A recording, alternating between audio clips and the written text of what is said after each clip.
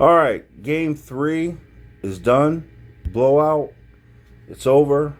They're coming home.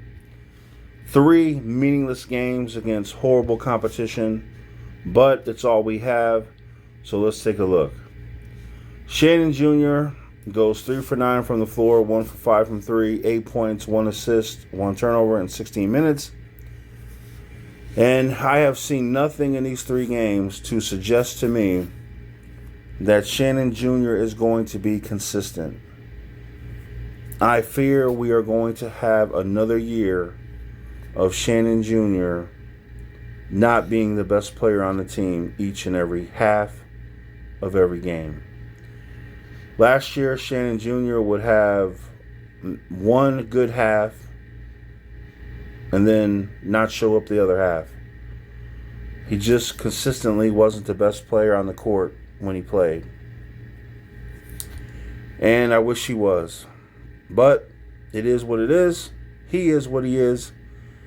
And I do not believe he will be the best player on the court every time he's out there.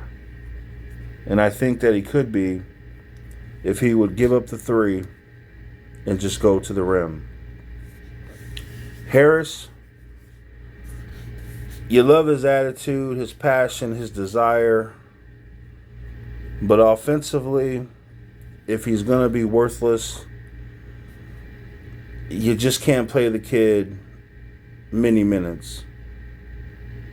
Gibbs is a freshman. Whatever you can get, we'll take it. Harmon, I haven't seen him play, so I just have to wait. Red, I guess that's just somebody who's never going to play. Goody, I'm not liking what I'm seeing from him. If he can't make a 3, that's just not good, because he really can't do much else. So I'm not liking what I'm seeing from Luke. He's got to do better than this. Somehow, some way, he's got to do better. Morietti, I like what I see. He gets assists. 3 for 5 from the floor. 20 minutes. He does have 1 turnover. You don't want that. But it looks to me that he should be the starting point guard for this team. Guerrier, whatever. Haven't seen him play before, so I have to wait.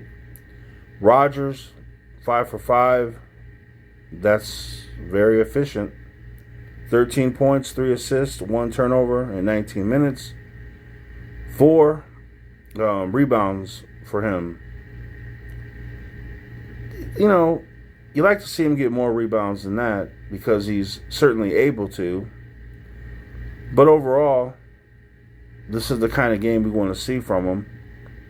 Eliminate the turnover, a few more rebounds, and that will be, great.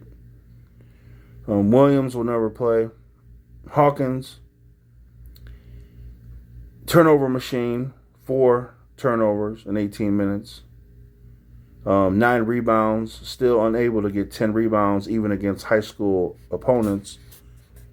And 3 for 6 from 3, 5 for 9 from the floor. Hawkins is not a point guard. Hawkins is terrible at dribbling. He's not a very good passer. I don't care what anybody says. You're delusional. Look at his turnover numbers last year versus assists. How dare you say such a thing, that he can dribble and he can pass good. I do not want the ball in his hands, period.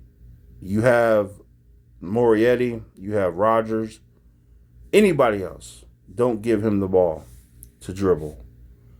Hawkins, I'll say it again, he is at his best when he is in the paint. Period. If I see him out there dribbling, trying to run the offense, I'm going to throw up. We've seen it last year, and what did it get us? Nothing but turnovers. I don't want to see that story again. So for Hawkins, just get into the paint, get 10 plus rebounds a game. It's like he's trapped. There's a barrier. He can't get 10 rebounds in a game. He's got to break through somehow, some way. Hansberry, 9 for 13. He took 13 shots as a freshman. Hey, go for it. Do it. 11 boards, 19 points, 18 minutes. No turnovers. Get the man the ball. You know, the only time I've seen Hansberry play was in a highlight film. And I made a video about that highlight film. And based on that one highlight video, I thought this kid had something. And we need what he has. And I really hope that he can keep this kind of confidence where he's willing to shoot 13 times in a game. Because I think we'll get really good results from the kid. And Dane, 4 for 8 from the floor, 11 rebounds, 9 points in 13 minutes. I think these two are just going to rotate when Dane gets in foul trouble or gets gassed. Hansberry comes in, and we'll get equal performance, if not better performance. So I like that combination. I think we're rock solid between Dane and Hansberry. I once again, I think that Morietti should be our starting point guard. I doubt Brad Underwood sees it that way. But then again, he's a failing coach who can't win in a tournament. So what does it all mean? I don't care about what you did in the regular season. I want to know your tournament record, and your tournament record is really embarrassing. So really, it's nothing to talk about, is it? So overall, Shannon Jr., I really expect him to be the best player on the court when he's out there. And that's just not going to happen. So we'll see what we get from him. But we have other options this year. So Rogers is willing to step up a little bit. Hopefully Hansberry is.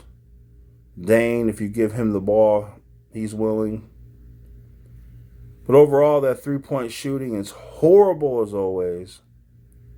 The free throw shooting is not good. And the assist to turnovers, at least it's positive. But 14 turnovers is no good. Not playing against a high school team. And that's what we have to understand. Illinois is playing against what would be equivalent to high school basketball in America.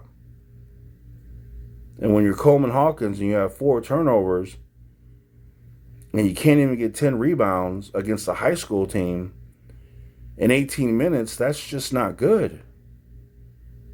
What's the problem? You're not a guard. I don't know where people get this garbage from. So, there we are. We have an Illini team that is one of the worst three-point shooting teams, a bad free throw shooting team, and a team that will be right up there with turnovers. That's not winning basketball. So if you think this team is going to be good, you're setting yourself up for disappointment.